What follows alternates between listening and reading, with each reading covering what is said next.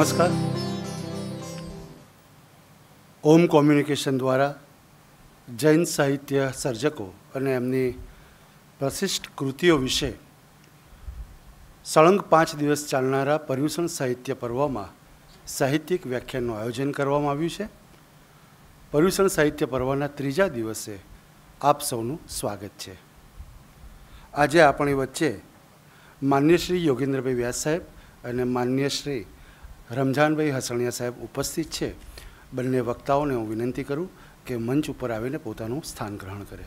આપણે બંને વક્તાઓને ખૂબ તાળીથી એમનું અભિવાદન કરીશું. આપનું સ્વાગત છે સાહેબ.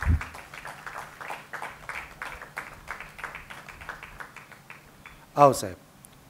આપ જાણો છો તેમ ઓમ કોમ્યુનિકેશન દ્વારા છેલ્લા 8 વર્ષથી આપણી ભાષાના સાહિત્યકારોના જન્મદિન તેમજ પુણ્યતિથિએ સાહિત્યિક વ્યાખ્યાનનું આયોજન કરવામાં આવે છે.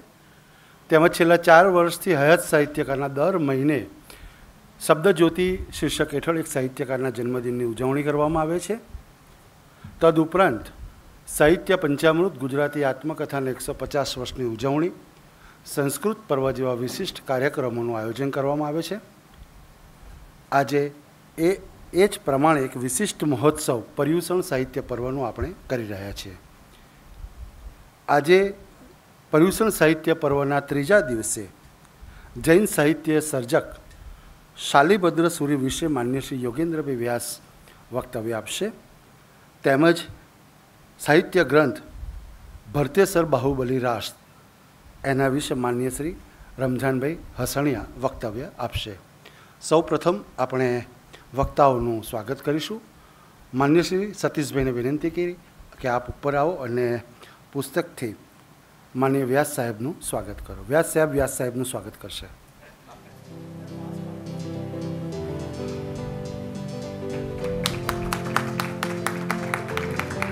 માન્ય શ્રી ગૌરવભાઈ શેઠને વિનંતી કે આપ ઉપર આવો અને વ્યાસ સાહેબનું સ્મૃતિ ચિહ્નથી સ્વાગત કરો.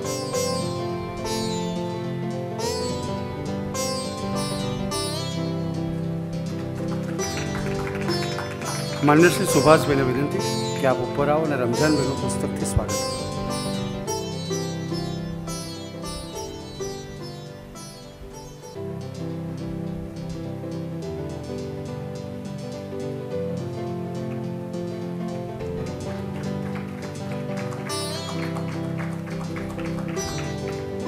માન્ય શ્રી મુકુંદભાઈને વિનંતી કે આપ ઉપર આવો અને સ્મૃતિ ચિહ્નથી રમજાનભાઈનું સ્વાગત કરો.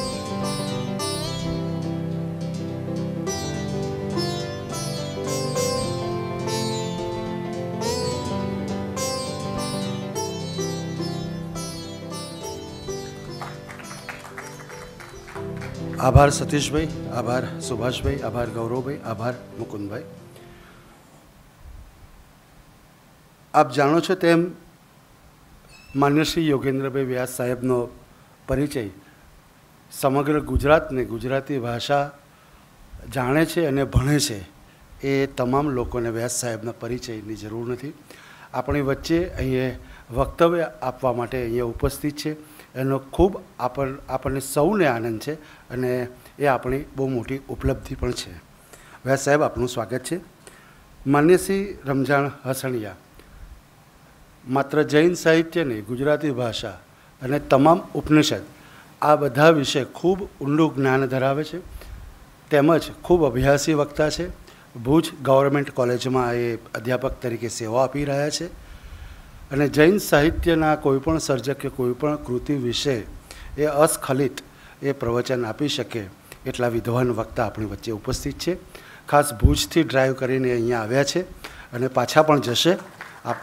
આપણું સૌભાગ્ય છે રમજાનભાઈ આપણી વચ્ચે છે. રમજાનભાઈ, આપનું સ્વાગત છે.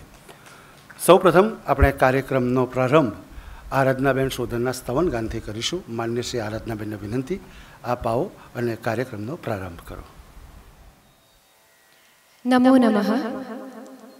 ઉપસ્થિત વિદ્વાનો, કાર્યક્રમના સંચાલક શ્રી મનીષભાઈ અને આપ સૌ સુગ્ન શ્રોતાજનોને પ્રણામ. આજની જે કૃતિ છે ભરતેસર બાહુબલી રાસ, એમાંની પ્રારંભિક કેટલીક ગાથાઓ આપની સમક્ષ રજૂ કરીશ અને ત્યારબાદ એક પ્રચલિત જૈન સ્તવન ગાઈશ.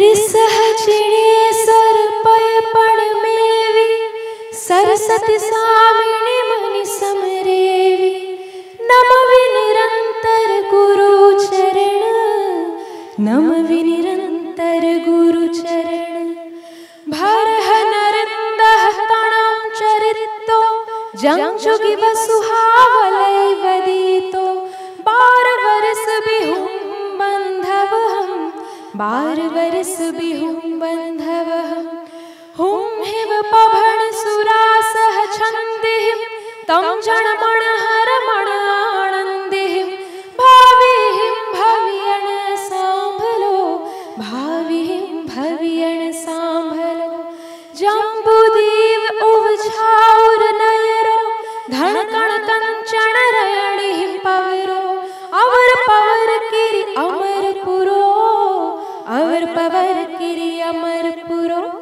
करे राज सिर रिसहजिणे सर पाप तिमिर भर हरण दिनेसर तेज तरणि वरितहिं तपये तेज तरणि वरितहिं तपये दानु दीजिण वर धर वच्छर विषय विरक्त वहै संजम भर सुर असुर नर सेवियुए सुर असुर नर सेवियुए परम तालपुरी केवल नाणु तसौ पन्नौ प्रगट प्रमाण जानहूं भर हे सरहं जानहूं भर हे सरहं तिणि खिणि आउध सालै चक्को आविया अरियण पड़ी ध्रसको भरह विमासै गह गहियो भर विमासै गह गहियो धन धन हूँ धर मंडली राव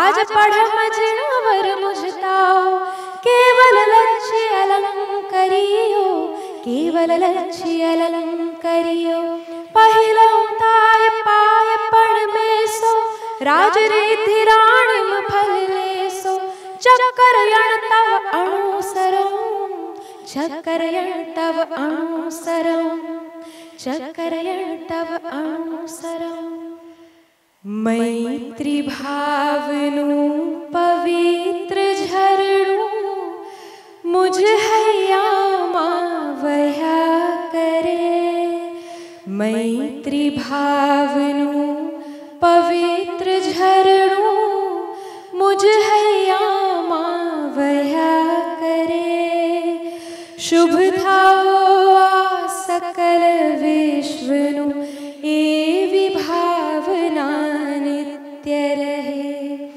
मैत्री भावनु पवित्र झरणु मुझ हैया वह्या करे शुभ थाओ सकल विश्वनु एवी भावना नित्य रहे गुण थी भरेला गुणी जन देखी हैयु मारू नृत्य करे हैयु मारू नृत्य करे ए संतोना चरण कमल मां मुझ जीवन नु अर्घ रहे दीन क्रूर ने धर्म विहोणा देखी दिल मां दर्द रहे करुणा भीनी आँखों माथी अश्रुनु शुभ स्रोत वहे मैत्री भावनु पवित्र झरणु मुझ हैया वह्या करे शुभ थाओ सकल विश्वनु एवी भावना नित्य रहे मार्ग भूलेला जीवन पथिक ने मार्ग चींधवाओ भोरहु मार्ग चींधवाओ भोरहु करे उपेक्षा ये मां जगनी तो समता चित धरु वीर प्रभुनी धर्म भावना है सो मानव लावे સજીને મંગલ ગીતો એ ગાવે. મૈત્રી ભાવનું પવિત્ર ઝરણું મુજ હૈયામાં વહ્યા કરે. શુભ થાઓ સકલ વિશ્વનું એવી ભાવના નિત્ય રહે. એવી ભાવના નિત્ય રહે. એવી ભાવના નિત્ય રહે. ધન્યવાદ. આભાર આરાધનાબેન. આજની પેઢી અને ખાસ કરીને 20-25 વર્ષ પછીની યુવા પેઢી આપણી ભાષાના સાહિત્યકારોનો તો પરિચય હોય છે જ, પરંતુ જે જૈન સાહિત્યથી આપણી ગુજરાતી ભાષા રળિયાત બની છે એ સાહિત્યથી વિમુખ ના થાય અને એની સંપૂર્ણ અને સચોટ જાણકારી મળે એ વિશેષ હેતુથી આ પર્યુષણ સાહિત્ય પર્વનું આયોજન કરવામાં આવ્યું છે. આ કાર્યક્રમો અને અગાઉ જે કંઈ કાર્યક્રમો થયા છે એ તમામ કાર્યક્રમો યુટ્યુબમાં સાહિત્ય વિમર્શમાં આપ જોઈ શકો છો. હવે સૌ પ્રથમ જૈન સાહિત્ય સર્જક શાલિભદ્ર સૂરી વિશે માનનીય શ્રી યોગેન્દ્રભાઈ વ્યાસ વક્તવ્ય આપશે. ત્યારબાદ ગ્રંથ ભરતેસર બાહુબલી રાસ વિશે એમના વિશે માનનીય શ્રી રમઝાનભાઈ હસણિયા વક્તવ્ય આપશે. વ્યાસ સાહેબ બેઠા બેઠા વક્તવ્ય આપશે અને રમઝાનભાઈ પોડિયમ ઉપર આવીને વક્તવ્ય આપશે, જેની ખાસ નોંધ લેશો. બીજી ખાસ નોંધ એ લેશો કે બંને વક્તવ્ય વચ્ચે સંચાલકની કોઈ ભૂમિકા રહેશે નહીં. એટલે વક્તવ્ય શરૂ થાય ને વક્તવ્ય પતી જાય પછી ખાસ ખૂબ તાળીઓથી જે ખાલી ખુરશીઓ છે એ ભરેલી છે એવું માનીને આપ સૌ દરેક વક્તાનું અભિવાદન કરશો. અને બંને વક્તાઓને પણ હું વિનંતી કરું છું કે ખાલી ખુરશીઓ ભરેલી જ છે, કારણ કે યુટ્યુબના માધ્યમ દ્વારા આ હજારોની સંખ્યામાં લોકો આ આપણું પ્રવચન, આપણું વક્તવ્ય એ સાંભળવાના છે. એટલે કેમેરો છે એ લાખો લોકો છે એ ધ્યાનમાં રાખજો. બાકી હું અને સામે બેઠેલા તમામ સાહિત્ય પ્રેમીઓ એ માત્ર આજના ગૌરવભર્યો દિવસ છે એના અમે સાક્ષી છે, એનું ખાસ નોંધ લેશો. અને આપણા વક્તવ્ય ખૂબ પ્રભાવિત થી અમને કરજો અને પૂરેપૂરો સમય લઈ વિષયને અને કૃતિને ન્યાય આપજો. તો આપણે સૌ પ્રથમ માન્ય શ્રી યોગેન્દ્રભાઈ વ્યાસના વક્તવ્યથી આરંભ કરીએ. વ્યાસ સાહેબ, આપનું સ્વાગત છે. ધર્માનુરાગી સાહિત્ય પ્રેમીઓ,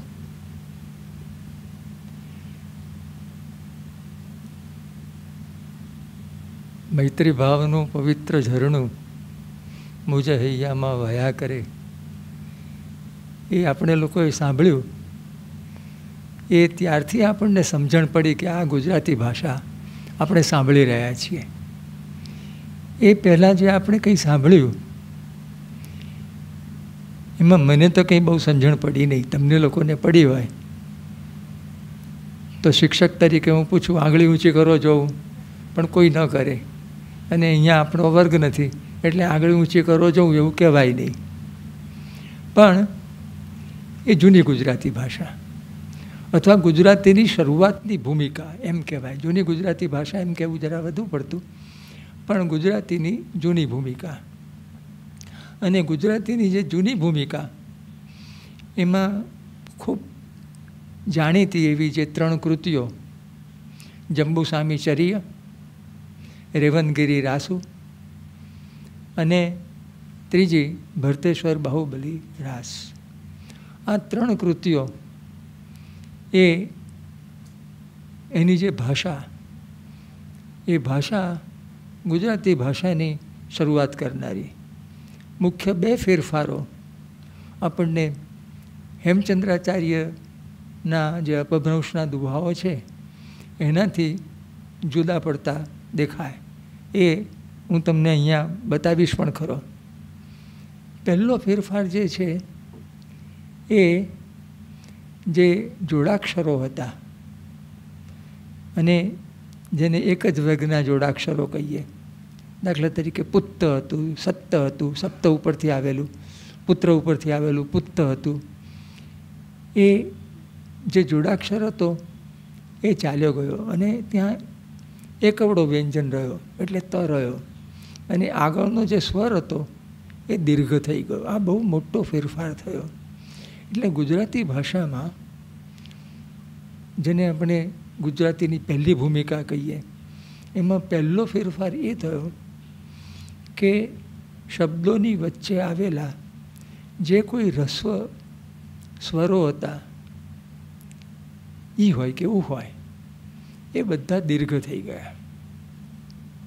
આની વિદ્વાનોએ, એટલે વ્રજલાલ શાસ્ત્રીથી માંડીને નરસિંહ રાવ અને પ્રબોધભાઈ અને ભયાણી સાહેબ સુધી બધાએ આની નોંધ લીધી છે.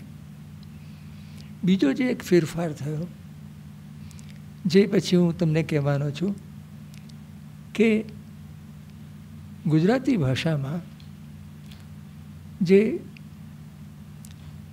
છેલ્લે રસ્વ સ્વર આવતા હતા, શબ્દને અંતે જે રસ્વ સ્વર આવતા હતા, એ શબ્દને અંતે આવતા રસ્વ સ્વર ચાલ્યા ગયા અને માત્ર અ થઈ ગયો. એ આ 3 કૃતિઓમાં દેખાતું નથી, પણ આપણે જેને 14મી સદીની વસંત વિલાસ નામની કૃતિ કહીએ ત્યાં સુધીમાં એ દેખાવા માંડે છે. અને એ રસ્વ ઉ અને ઈ ચાલ્યા ગયા અને ત્યાં માત્ર અ રહ્યો. આ 2 બહુ મોટા ફેરફારો ગુજરાતી ભાષામાં થયા. એટલે ગુજરાતી ભાષામાં પ્રબોધભાઈએ જે પછીથી પ્રતિપાદિત કર્યું કે રસ્વ ઈ અને દીર્ઘ ઈ અને રસ્વ ઉ અને દીર્ઘ ઉ એના ભેદ ચાલ્યા ગયા, એની વાત તો છેક નરસિંહ રાવથી ચાલવા માંડેલી. ગોવર્ધન નામમાં પણ એ વાત બહુ જ જાણીતી હતી, પણ સંસ્કૃતના પંડિતો વળી પાછા એને લઈ આવેલા. આ વાત મારે ખાસ એટલા માટે કરવી છે તમને લોકોને કે ભાષામાં જે ફેરફારો થાય છે એ આખી સંસ્કૃતિને પ્રતિબિંબિત કરતા હોય છે. એટલે દાખલા તરીકે હિન્દી ભાષી નીતિ બોલે તો એના બંને એ જુદા જુદા તમે સાંભળી શકો, અને ગુજરાતી ભાષી શાસ્ત્રી સાહેબ હોય, એટલે આપણા કેકા શાસ્ત્રી સાહેબ કે યોગેન્દ્ર વ્યાસ હોય કે સતીશ વ્યાસ હોય, કોઈ પણ બોલે નીતિ તો બંને તમને એ એક સરખા સંભળાય. તમારા કાનને તો સંભળાય, પણ મશીનને પણ એક સરખા સંભળાય. એટલે આ સ્થિતિ ભાષાની બાબતમાં આવી. હવે શાલિભદ્ર સૂરી વિશે, આ ભરતેશ્વર બાહુબલી રાસ જે છે એનો જે કર્તા છે શાલિભદ્ર સૂરી, એની જે કેટલીક વિશેષતાઓ છે એ વિશેષતાઓ વિશે તમને મારે થોડીક વાત કરવી છે. એનો કોઈ સામાજિક પરિચય છે નહીં આપણી પાસે. એ કઈ સાલમાં જન્મ્યા એક્ઝેક્ટ 12મી સદીમાં હતા. કઈ જ્ઞાતિના હતા? જૈન તો એમણે દીક્ષા લીધી એટલે જૈન મુનિ હતા, પણ આ જમાનાની જેમ એ જમાનામાં પણ કોઈ પણ જ્ઞાતિના માણસો દીક્ષા લઈ અને જૈન મુનિ થઈ શકતા. તો કઈ જ્ઞાતિમાંથી જૈન થયા ખબર નથી. એમના પિતાશ્રીનું નામ શું હતું ખબર નથી. માતાનું નામ ખબર નથી. એમનું પૂર્વાશ્રમનું નામ ખબર નથી. એટલે એમનો જે સામાજિક પરિચય છે, એટલે ધારો કે આજની દ્રષ્ટિએ એમનું આધાર કાર્ડ બનાવવાનું હોય તો આધાર કાર્ડવાળો બિચારો ચિંતામાં પડી જાય કે શું તમારું આધાર કાર્ડ બનાવીએ. એટલે આમ આધાર વગરના હતા, પણ આમ એમનો આધાર બહુ મોટો હતો અને એ એમની કૃતિઓમાં દેખાયા કરે છે. એ ભરતેશ્વર બાહુબલી રાસમાં કઈ રીતે દેખાય છે એ તમને રમજાનભાઈ કહેશે, પણ એમની એક બીજી કૃતિ પણ છે, અને એ કૃતિ એક જૈન મુનિ તરીકેનો એમનો જે પરિચય છે, અને એક જેને આપણે કહીએ ને કે સંસ્કૃતિ પુરુષ તરીકેનો, ભારતીય સંસ્કૃતિની પરંપરાને કઈ રીતે આ માણસ જીવતી રાખે છે અને કેવી રીતે આગળ વધારે છે, એનો જે પરિચય છે એ પરિચય આપણને એ એમની બીજી કૃતિમાંથી મળે છે. અને એ કૃતિનું સંપાદન મુનિ જીન વિજયજીએ છેટ ગુજરાતી સાહિત્ય પરિષદની અંધેરીમાં જે સંમેલન મળ્યું ત્યારે કરેલું, અને મારા વિદ્યાર્થીની ડૉક્ટર પિંકી પંડ્યા મારે માટે એ આખું ઝેરોક્સ કરાવીને લઈ આવ્યા, પ્રિન્ટ ઉતારીને, અને ઇન્ટરનેટ પર ઉપલબ્ધ છે, એટલે કોઈને પણ મળી શકે એમ છે. એ બુદ્ધિરાસ, એમની જે બીજી કૃતિ છે એનું નામ છે બુદ્ધિરાસ. અને એ બુદ્ધિરાસમાં બહુ લાંબો બહુ પંક્તિઓ છે નહીં, માત્ર 126 પંક્તિઓ છે. પણ જે ટૂંકાણમાં આપણને એ માણસે ભારતીય સંસ્કૃતિની, માનવ જીવનની, એની જે વાત કરી છે, દોહાઓ વાપર્યા છે. અને દોહાના જે 4 ચરણ હોય તો 4 ચરણને જુદી જુદી રીતે મૂકી આપ્યા હોય, અને 4 ચરણમાં 4 જુદી જુદી વાત કરી હોય. એટલે એ દ્રષ્ટિએ તમે વિચાર કરો તો 126 × 4 એટલા બોધ વચનો, આમ જોવા જઈએ તો બોધ વચનો, કે માણસનું જીવન શું છે અને કેવું હોવું જોઈએ એની વાત. બુદ્ધિરાસ. આપણી સંસ્કૃતિએ જે અંતરાત્મા છે, આંતરિક આપણી જે ઇન્દ્રિયો છે, એના 5 ભાગ કર્યા: મન, ચિત્ત, બુદ્ધિ, અહંકાર અને આત્મા. એમાં જે બુદ્ધિ છે એ બુદ્ધિ આપણી આ બધી જ એને નિયંત્રિત ઇન્દ્રિયો વશમાં તેની જેની બુદ્ધિ થઈ સ્થિર. એટલે આ બુદ્ધિને સ્થિર કરવી અને બુદ્ધિમાં આ વાતને ઉતારવી. કારણ કે મન તો ચંચલમ હિ મન કૃષ્ણ, મન તો મન છે એટલે થાય છે, આ થાય ને તે થાય ને ફલાણું થાય ને ઠીકણું થાય ને બધું થાય. પણ બુદ્ધિ કે ઊભું રે ભાઈ, તો આ બુદ્ધિ. ચિત્ત છે એ ચિંતા કરે, એનું કામ જ ચિંતા કરવાનું. કાલે શું થશે, પરમ દિવસે શું થશે, આટલા પૈસા ફલાણે રોક્યા છે તેનું શું થશે, મારે પેટમાં ગરબડ છે એનું શું થશે, વગેરે વગેરે ઘણી બધી ચિંતાઓ. એ ચિત્તનું જ કામ છે. અહંકારનું કામ તો આખી દુનિયા જાણે છે, એટલે એ કંઈ કહેવાની જરૂર નથી. અને આત્મા તો બિચારો આ બધાથી પર છે. એટલે બુદ્ધિ છે એ બુદ્ધિ આ ત્રણેયને, મનને, ચિત્તને અને અહંકારને કેવી રીતે સમતોલ કરે છે, બેલેન્સિંગ એનું કરે છે, એની વાત. અને એ આપણને શ્રાવકોને ખાસ કરીને શ્રાવકો માટે આપ્યું છે. અને મુનિ જીન વિજયજીએ કહ્યું કે શ્રાવકોને 7-8 દાયકા સુધી આ બહુ જ ઉપયોગી થયું. જીન વિજયજીએ એનો બહુ ઊંડાણથી અભ્યાસ કર્યો છે, એને વિશે ખાસું ડિટેલમાં પ્રસ્તાવના લખી છે, અને એને વિશે કદાચ અંધેરીમાં વ્યાખ્યાન પણ કર્યું હશે. એ જ આ છે આખું.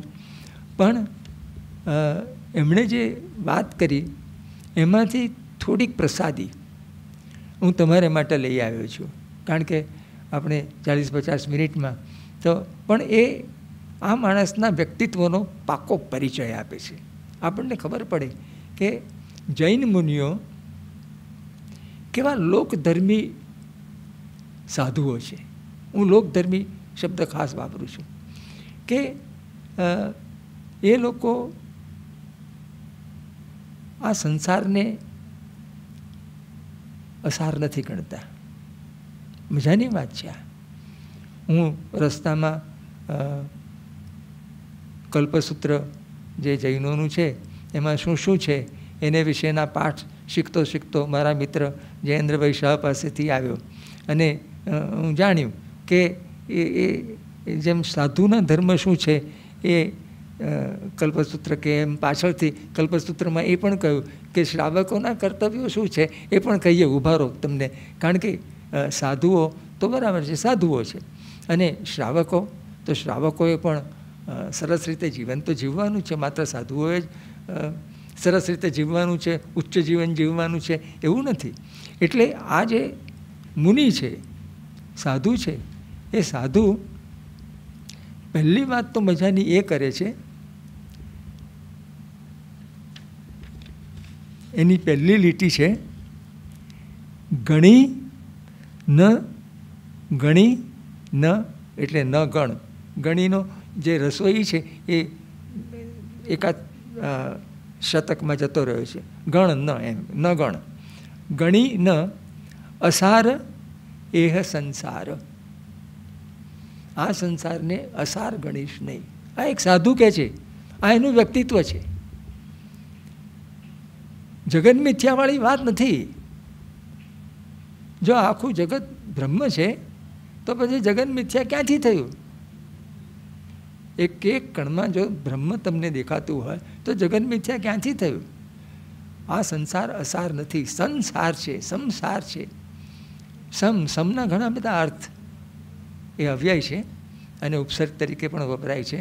એટલે સંસાર, સાર તો તમે જાણો છો, સાર એટલે એનું તત્વ, અને સંસાર સમ્યક એવું તત્વ એ સંસાર છે. આ જીવનનું સમ્યક તત્વ સંસાર છે.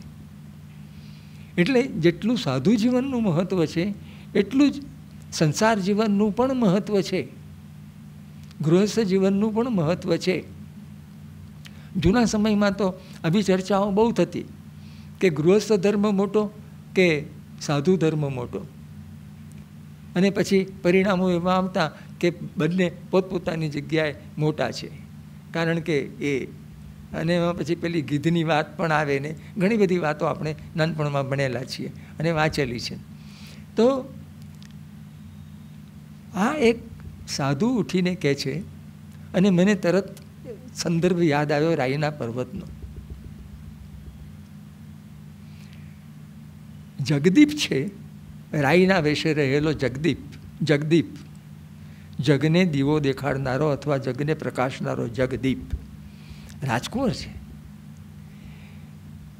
એ બધાને રસ પાવા નીકળ્યો છે અને કહે છે રસપાન કરો, રસપાન કરો. રસ છે મધુરો પણ કોણ કળે, કડવો બનશે કદી કાળ બળે. આ જે જગદીપ છે એ જ આવું કહી શકે. જગને પ્રકાશનારો જે છે, સર રમણભાઈએ બહુ બેલેન્સ રીતે એ રાઈનો પર્વત નાટક લખ્યું અને એની અસર વર્ષો સુધી રહી. અમે લોકોએ તો હજુ હમણાં સુધી ભણાવ્યા કર્યું એને. તો આજે 100 વર્ષ ઉપર થઈ ગયા, 1912માં લખાયેલું, અને આજે 2020-21માં પણ છોકરાઓ ભણે છે ને, અને બહુ પ્રેમથી ભણે છે. તો સર રમણભાઈએ ઈશ્વરની કૃપા, સંસાર સુધારવો, એ બધાની સાથે આ સંસારનું જે મહત્ત્વ છે એને પણ રસ છે મધુરો એમ કરીને લીલા પર્ણો વગેરેની વાત તો જુદી, પણ રસ છે મધુરો એ જગદીપ કહી શકે કે રસ છે મધુરો. અને આ જગદીપ છે કોણ? આપણા શાલીભદ્ર સુરી, જગતને પ્રકાશ દેખાડનારા, જગતને ઉજાળનારા, જગતને પથદર્શન કરનારા. અને એટલે એ કહે છે કે ગણી ન અસાર એહ સંસારો. એટલે જે સંસાર છે એને અસાર ન ગણીશ. અને પછી છેલ્લી જે વાત કરે છે એ પછી આ જ સંસાર, આ જ સંદર્ભમાં કરે છે. પણ વચ્ચે મેં તમને કહ્યું એમ 126 ગુણ્યા 4 લગભગ એટલા બધા બૌદ્ધ વચનો એ કહે છે. આપણે બધા વાંચીએ એટલામાં જ કલાક તો પૂરો થઈ જાય. પણ એમાંથી જે 7-8 બહુ જ મહત્ત્વના છે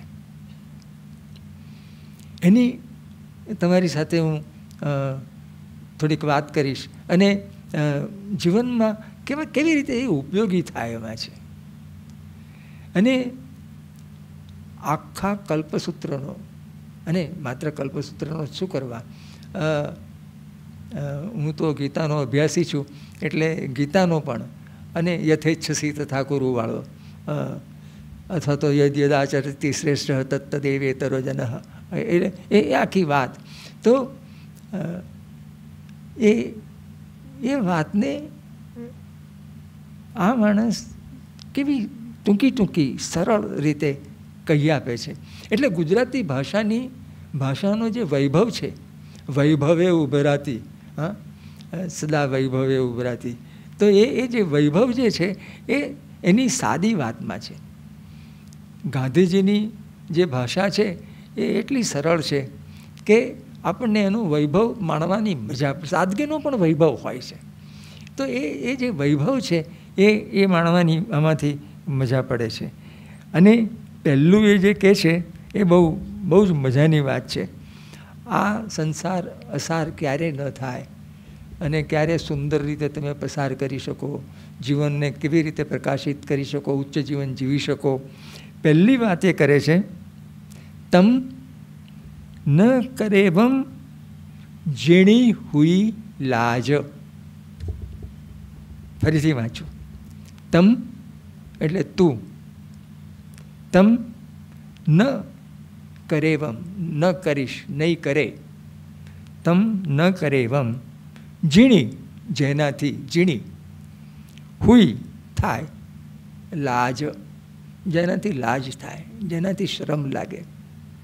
એ તો તમને પોતાને જ લાગે, બીજાઓને તો ઠીક છે, બીજાઓની નજરમાં ઉતરી જાઓ એ જુદી વાત છે, પણ તમે તમારી નજરમાંથી ઉતરી જાઓ એવું કોઈ કામ ન કરીશ. બીજે ક્યાંય લખી રાખવાની જરૂર નથી, અહીંયા લખી રાખો. તમ ન કરે ભમ, આ એનો પરિચય છે આ માણસનો. કેટલી સરળતાથી વાત કરી. શ્રાવકે શું કરવું જોઈએ એને વિશે આખું પુસ્તક છે. મેં એક જમાનામાં વાંચેલું, અમારા પરમ સ્નેહી હસમુખભાઈ બ્રોકરે મને ખાસ વાંચવા આપેલું કે તમે આ વાંચજો ખાસ, અને બહુ મજા પડે એવું છે, અને મેં વાંચેલું બહુ રસથી. તો આ વાત એણે આખું શ્રાવકે શું ન કરવું જોઈએ, એટલે કે જેણે માત્ર શ્રાવક શું કરવા, એટલે કે જેણે ઉચ્ચ પ્રકારનું જીવન જીવવું છે, જેણે પોતાના ઉજળા કપડા પર એક ડાઘ પડવા દેવો નથી,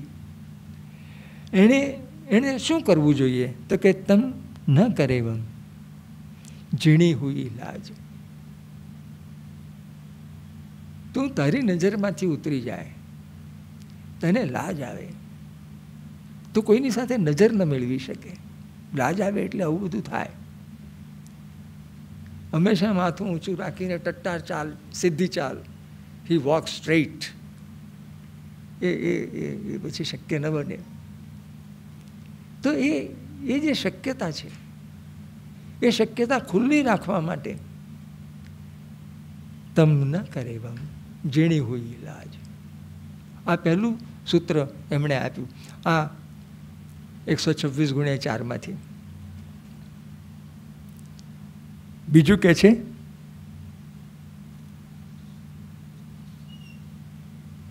એ પણ બહુ મહત્વનું છે. આમ ઘણી બધી વસ્તુઓ કહેતા જાય છે, પણ હું બધી મેં તમને કહ્યું એમ ન વાંચું.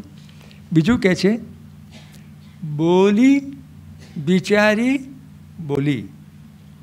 બોલી એમાં પહેલાંમાં જુઓ આ રસ્વ દીર્ઘના તફાવત એ જમાનામાં છે, પણ પછી ધીમે રહીને નીકળી ગયા. તો કે બોલી વિચારે બોલી. પહેલાં છે બોલી, બોલ, એ ત્યાં રસ્વ છે, બોલી. વિચારે બોલી, પછી દીર્ઘ છે. તારા જે બોલ છે, તારી જે બોલી છે એ તું વિચારીને બોલજે. આ બીજું સૂત્ર આપ્યું. 3 જ શબ્દો છે, બોલી વિચારઈ બોલી. આ બહુ જ મોટી વાત એણે કરી દીધી. સંસારમાં સરસો રહે ને મન મારી પાસ, એવી જે સ્થિતિ હોય ત્યારે માણસમાં આ બેલેન્સ આવે કે જે કશું બોલે માપી તોલીને, વધારાનું કશું જ નહીં, વધારાનું કશું જ નહીં એમ નહીં, પણ જીણી હુઈ લાજ એવું પણ ન બોલે. આ એનું બીજું સૂત્ર આવ્યું કે આપણે તો બોલીએ ત્યારે એવું બોલીએ કે આપણા ઘરના છોકરાઓને પણ ત્યાં ચા ઢોળી નાખીને એણે જાણે આમ ચાનો કપ લઈને આમ ઢોળી નાખ્યો હોય એમ. વિચારો રસોડામાંથી દીવાનખંડ સુધી આવતો હોય ને ક્યાંક સહેજ પ્યાલો ઊંચો નીચો થયો હોય એને થોડુંક છલકાયું હોય તો આપણે તો એમ જ કહીએ તે કપડાં ગંદા કર્યા ને, અરે એ જાતે ઓછા ગંદા કરે, એકલા હું ગંદા કરું. પણ આપણી ભાષા તો આમ જ હોય, આપણે વિચારીને કહેતા જ નથી. આપણે તો તરત જ તમે આમ કર્યું ને તરત કર્તરી ભાષાનો ઉપયોગ કરવા માંડીએ છીએ અને સામાન્ય માણસ ઉપર આક્ષેપ કરી દઈએ છીએ બોલી વિચારી બોલી. તું જે કશું બોલે એ વિચારીને બોલજે. આ બીજી વાત એમણે કરી. ત્રીજી વાત કરી, શ્રાવકો છે ને એટલે આ વાત એને કરવી પડે. બ્રાહ્મણો હોત તો કદાચ ન કરત, કારણ કે એક હતો ગરીબ બ્રાહ્મણ. હવે તે ગરીબ વિશેષણની ત્યાં જરૂર જ ન હોય. પણ જૈન છે, આ શ્રાવકો છે, એટલે એ લોકોને આ શિખામણ આપવી પડે. તો કહે છે કે ગરબ મ કરીજે ગરથ તણું. ગરથ પૈસા, ગરથ ગાંઠે ને વિદ્યા પાઠે. તો ગરથનું એટલે કે પૈસાનો ગર્વ ન કરીશ. ગરથ ગરબ ન કરીજે ગરથ તણું. આમાં તો આપણે જાણીએ છીએ કે આખી દુનિયા 3 પ્રકારના અભિમાનથી અથવા ગર્વથી પીડાય છે. અને એ ત્રણે જ્યારે ભેગા થાય ત્યારે શું થાય એને વિશે તો બહુ જાણીતો એક દોહો પણ છે, રૂપ, યૌવન અને ધન વગેરે. તો ગરબમાં કરી જે ગરથ તણું. પછી શ્રાવકો છે એટલે એક બીજી વાત કરી. જો એ જમાનાના શ્રાવકો પણ આ લેણદેણની એમાં પડ્યા છે વ્યવસાયમાં. એટલે કે છે અધિક લેઈ નવી ઓછું દી જઈ. અધિક લેઈ નવી ઓછું દી જઈ. વધારે લઈને ઓછું ન આપીશ. આ એક મુનિ પોતાના શ્રાવકોને આ વાત કરે છે. અને વસ્તુ શું કિસેય ન લીસી અદીઠી. કોઈ જોતું ન હોય ત્યારે વસ્તુ લઈ લેવું. આ અદીઠી શબ્દ જે છે ગુજરાતી ભાષાની આ એક કમાલ છે કે, અને આપણા બધા વિદ્વાનો અત્યાર સુધી એવું જ માને કે ક્રિયાપદ ઉપરથી ક્રિયાપદ આવે અને વિશેષણ ઉપરથી વિશેષણ આવે. પણ આ દીઠ જે છે ને એ દીઠ એ સંજ્ઞા ઉપરથી આવેલું ક્રિયાપદ છે, ધાતુ છે. દ્રષ્ટિ એના ઉપરથી દિઠ્ઠી અને દીઠું એ થયું. સુદામે દીઠી દ્વારામતી વગેરેમાં આવે છે. ઇવન અપભ્રંશમાં પણ છે કે વાયસુ ઉડ્ડાવંતીએ પિયું દિઠ્ઠવું સહસત્તી. ત્યાં દિઠ્ઠવું તો એ દીઠું એ જેમ મુષ્ટિ ઉપરથી મુઠ્ઠી એમ દ્રષ્ટિ ઉપરથી દિઠ્ઠી એમ થયું છે. પણ અમારા ભયાણી સાહેબ સ્વીકારશે નહીં પાછા, કે એ તો કે દ્રશ્યતે ઉપરથી થાય. દ્રશ્યતે ઉપરથી એમાં ઠ ક્યાંય છે જ નહીં દ્રશ્યતેમાં. તો ઠ ક્યાંથી આવી ગયો? તો આગમ થયો. બધું એ ગમે ત્યારે ગમે તે થતું હોય. પણ મજાની વાત છે કે આ માણસ એની જે વાત કરતાં એ કરે છે. અને હવે એક છેલ્લી વાત, ઘણી બધી વાતો છે પણ આ જે શ્રાવકો છે એને માટેની ખાસ વાત. અને પછી બધાને માટેની એક અગત્યની વાત કહે છે કે ભગતિ મ ચૂકીસી. કોઈ પણ સંજોગોમાં ભગતિમાં ચૂકીસી. નિત્યયુક્તા પર્યુપાસતે મનમના. એ ગીતાકારે કહ્યું કે ભક્તિ શું છે? તો કે મારી અંદર મન હોવું, મારી સાથે નિત્ય જોડાયેલા હોવું, નિત્યયુક્તા. અને પર્યુપાસતે સતત એની ઉપાસના સાથે ચાલ્યા કરતી હોય, આ ભક્તિ છે. આ ત્રણેય વસ્તુ થાય તો માણસ આત્મા અને પરમાત્મા એક થઈ જાય અને પછી એ જ સાક્ષાત્કાર થઈ જાય. એટલે કે ભગતિમાં ચૂકીસી. આ ભક્તિમાં ચૂકીસી. આપણને તરત સુદામો યાદ આવે. ભક્તિ ન ચૂકે માળા ન મૂકે. ગમે એટલો પૈસો થયો પણ ભક્તિ ન ચૂકે માળા ન મૂકે. તો ભક્તિ ન ચૂકીસી. આ વાત એમણે કરી. આ એમનું વ્યક્તિત્વ છે. અને પછી છેલ્લે કહે છે, મેં તમને કહ્યું ઘણું બધું કીધા કર્યું છે, પણ પછી છેલ્લે કહે છે યહ બોલી. એટલે કે આ જે બોલ છે, યહ બોલી હિયડવું ધરવું. આ બધા મારા જે બોલ છે એ તારા હૈયાની અંદર ધારણ કરજે અને સફળ કરેવ સંસાર. આ પેલો સંસાર મેં જે શરૂઆતમાં કહી છે અસાર નથી, તે અસાર ત્યારે નથી કે જો આ બધું તું કરે ત્યારે એ સફળ થાય સંસાર. એટલે અગત્યની વસ્તુ આ છે કે શાલિભદ્ર સૂરીનો જે પરિચય આપણને થયો, એ પરિચય આપણને એની કૃતિમાંથી થયો, એના શબ્દોમાંથી થયો. અને એ જે શબ્દો છે એણે આપણને 3 પગથિયા ચડાવ્યા કે વ્યક્તિ જે છે એ વ્યક્તિ 3 કક્ષાએ જીવન જીવે છે. એક એનું સાંસારિક જીવન છે, બીજું એ સંસાર સાથે જોડાયેલું અને છતાં વ્યક્તિગત એવું એક બીજું જીવન છે એનું, અને ત્રીજું એક જીવન છે જે એનું સતત આધ્યાત્મ, એટલે સંસારમાં રહ્યો હોય પણ સતત આધ્યાત્મિક જીવન પણ છે. અને એ સતત આધ્યાત્મિક જીવન જે છે એ ઘણું સમતોલ હોવું જરૂરી છે, એ એમણે આ બુદ્ધિ રાસમાં કહ્યું. એક વાત જે આ શાલિભદ્ર સૂરીમાં દેખાઈ નહીં, પણ મને થયું કે એમણે ક્યાંક એનો ઈશારો કર્યો હોવો જોઈએ. હવે એ મને ક્યાંય દેખાયો નહીં, પણ એ વાત તો હું તમને એટલા માટે કરી દઉં કે જે જાગૃત અવસ્થા છે એ જાગૃત અવસ્થામાં તો બુદ્ધિ તમારું નિયંત્રણ કરે છે, તમારા મન ઉપર, તમારા ચિત્ત ઉપર, તમારા અહંકાર ઉપર બુદ્ધિ એ કરી શકે. પણ હું ભૂલતો ન હું તો ઇવનિંગ ટોક્સમાં શ્રી અરવિંદને પ્રશ્ન પૂછાયો, મહર્ષિ યોગી શ્રી અરવિંદ પોંડિચેરીવાળા, એમને પ્રશ્ન પૂછાયો. ઇવનિંગ ટોક્સ નામનું એમનું એક પુસ્તક છે, એમાં એ સાંજે ચર્ચાઓ કરતા સાધકો સાથે.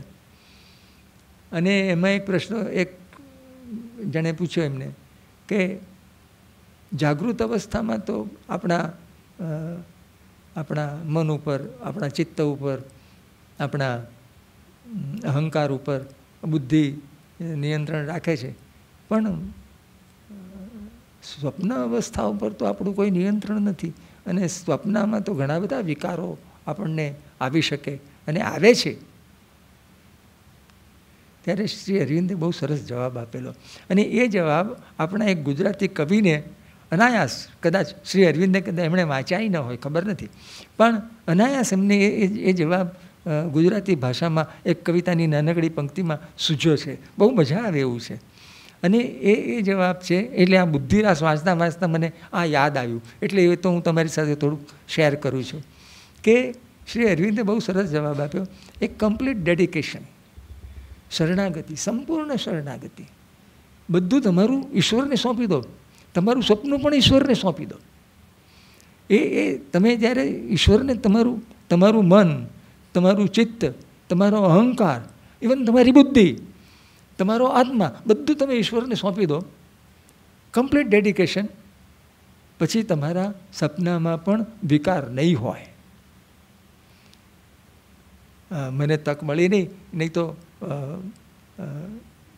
મારે કોઈક બીજાને પૂછીને ટેલી કરવાનું હતું, કારણ કે મોટા ભાગના જે ઉચ્ચ પ્રકારનું જીવન જીવ્યા કે જેમને સ્વપ્નમાં પણ ક્યારેય વિકારનો સ્પર્શ ન થયો હોય, એવી જે વ્યક્તિઓ, એમનું શું થયું હશે.